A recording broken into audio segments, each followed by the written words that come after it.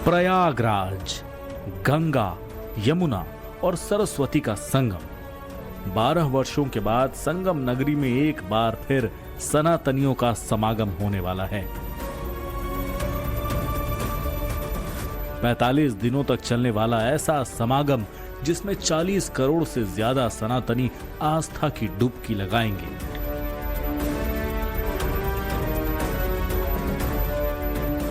यूं तो संगम नगरी में महाकुंभ की शुरुआत पौष पूर्णिमा स्नान के साथ 13 जनवरी से होगी, लेकिन पूरा प्रयागराज अभी से भगवामय हो चुका है।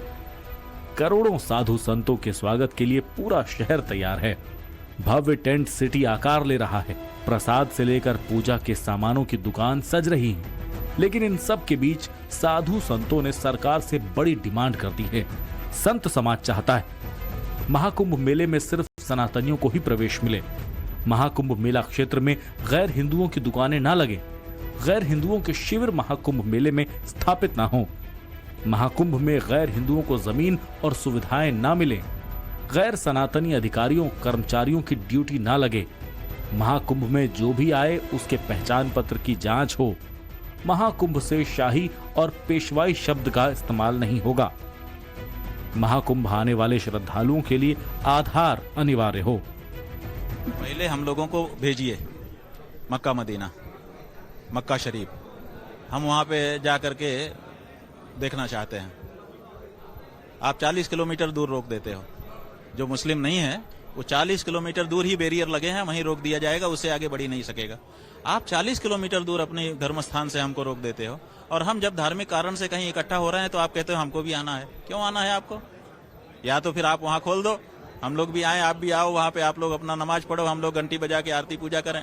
और नहीं, हम कुंभ में भी आपको बुला लेंगे कि चलो। अथवा ये नहीं करना चाहते हो तो फिर ये करो, हम तो मानते हैं कि गंगा स्नान से पाप हमारे समाप्त हो जाते हैं, पुण्य हमको मिल जाता है। आप भी कहो कि हाँ, हम भी अब ये मानने लग गए हैं कि गंगा स्नान से पुण्य होगा और पाप नष्ट हो जाएंगे। इस दर्शन को, इस दृष्टिकोण को भी आप नहीं मानते हो, तो ऐसी परिस्थिति में वहां क्यों जाना है? ऐसी जिद नहीं करनी चाहिए। पवित्रता की पराकाष्ठा ये है कि भयानक ठंड में पूरे 1 मास दोनों समय स्नान करते हैं कल्पवासी। खाने पीने की तो बात छोड़ दीजिए। ऐसी परिस्थितियों में हम इस थूकलीगी गैंग पर भरोसा कैसे कर सकते हैं? और हमारे पवित्रतम त्योहार और 12 वर्षों पर आने वाले इस कुंभ में रोजी रोटी और पेट पालने के नाम पर क्या हम हिंदू समाज की सुरक्षा व्यवस्था के साथ कोई खिलवाड़ कर सकते हैं? क्या? कतई नहीं कर सकते। अखिल भारतीय संत समिति का यह मानना है कि कुंभ परिक्षेत्र की तो बात छोड़िए, कुंभ के 50 किलोमीटर के अंदर में किसी नए व्यक्ति को दुकान लगाने की, सामान बेचने की परमिशन नहीं होनी चाहिए। और उसमें भी हलाल सर्टिफाइड तो हम कतई स्वीकार नहीं करने वाले, चाहे वो हिंदू व्यापारी बनाते हों, चाहे मुस्लिम व्यापारी बनाते हों। महाकुंभ की तैयारियों के बीच साधु संतों की मांग पर श्री पंचायती अखाड़ा महानिर्वाणी ने काम भी शुरू कर दिया है। इस आमंत्रण पत्र पर गौर कीजिए। यहाँ पेशवाई का नाम बदलकर कुंभ मेला छावनी प्रवेश यात्रा कर दिया गया है, तो वहीं शाही स्नान का नाम बदलकर कुंभ अमृत स्नान रख दिया गया है।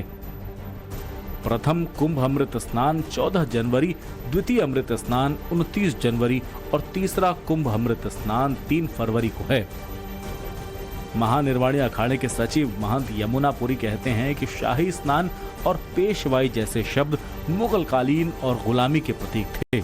इसी वजह से आमंत्रण पत्र से नामों को बदलकर अखाड़े के संत, महंत, महामंडलेश्वर और दूसरे सन्यासियों को न्योता भेजा जा रहा है। हमारे यहाँ आपसी सहमति और बातचीत करके हमारे अखाड़े में जो शाही पेशवाई की जगह है, कुंभ मेला प्रवेश शोभा यात्रा किया गया है और शाही स्नानों की जगह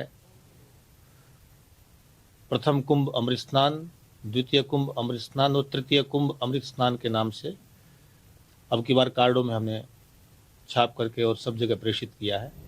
महाकुंभ में सनातन प्रोटोकॉल की मांग का पूरे देश के साधु संतों ने समर्थन दिया है। पूरे मामले पर अखंड हिंदू राष्ट्र के ध्वजवाहक बाबा बागेश्वर का तर्क सुनिए। गैर हिंदुओं को प्रवेश वर्जित महाकुंभ में कर देना चाहिए। और मेरे अंगने में तुम्हारा क्या काम भाई? वहां पर त्रिवेणी है, संगम है, महाकुंभ है, संतों का दर्शन है। तुम्हें कथा से लेना देना नहीं, तुम्हें हिंदुत्व से लेना देना नहीं, तुम्हें सनातन से लेना देना नहीं, तुम्हें राम से लेना देना नहीं। जब तुम्हें राम से कोई काम नहीं है तो राम के काम से तुम्हारा क्या? मान्यता है कि कुंभ के दौरान संगम में एक डुबकी मात्र से सभी पापों से मुक्ति मिल जाती है और यही वजह है कि हर 6 और 12 साल होने पर कुंभ स्नान के लिए संगम नगरी में आस्था का सैलाब उमड़ता है। इससे पहले 2019 में प्रयागराज में कुंभ लगा था। तब 25 करोड़ से ज्यादा भक्तों ने आस्था की डुबकी लगाई थी। इस बार महाकुंभ लग रहा है, लिहाजा देश के अलग अलग हिस्सों से अभी से ही सनातनी यहाँ पहुंचने लगे हैं और इसे लेकर तैयारियां भी जोर शोर से चल रही। महाकुंभ के दौरान होटल, ढाबों, रेस्टोरेंट्स और खान पान के तमाम प्रतिष्ठानों की सघन जांच होगी। काम करने वाले हर कर्मचारी का पुलिस वेरिफिकेशन होगा। होटल में सफाई मानकों का पालन करना जरूरी होगा। खान पान की चीजों की शुद्धता, पवित्रता सुनिश्चित करने के लिए खाद्य सुरक्षा एवं मानक अधिनियम में आवश्यक संशोधन का निर्देश दिया गया है। खान पान की दुकानों पर संचालक, प्रोपराइटर, मैनेजर सबका नाम और पता दोनों लगाना अनिवार्य होगा। शेफ हो या वेटर, सबको मास्क और ग्लव्स लगाना जरूरी होगा। इतना ही नहीं, होटल या रेस्टोरेंट में सीसीटीवी लगाना भी जरूरी होगा। कुंभ 2019 कैसे हुआ था?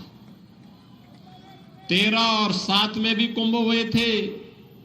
तब की दुर्व्यवस्था, तब की अराजकता किसी से छुपी हुई नहीं थी। और 2019 में प्रयागराज कुंभ क्या भव्य था, क्या दिव्य था। भव्यता, दिव्यता, सुरक्षा, सुव्यवस्था और स्वच्छता का जो मानक गढ़ा था प्रयागराज कुंभ, ये डबल इंजन सरकार की सोच है। एक और महाकुंभ में शुचिता और पवित्रता बनाए रखने के लिए योगी सरकार लगातार एक्शन में है। तो वहीं देश के अलग अलग शहरों में संगम नगरी पधारे साधु संत इसे लेकर क्या विचार रखते हैं, ये जानना भी जरूरी है। आज कहाँ से आए आप?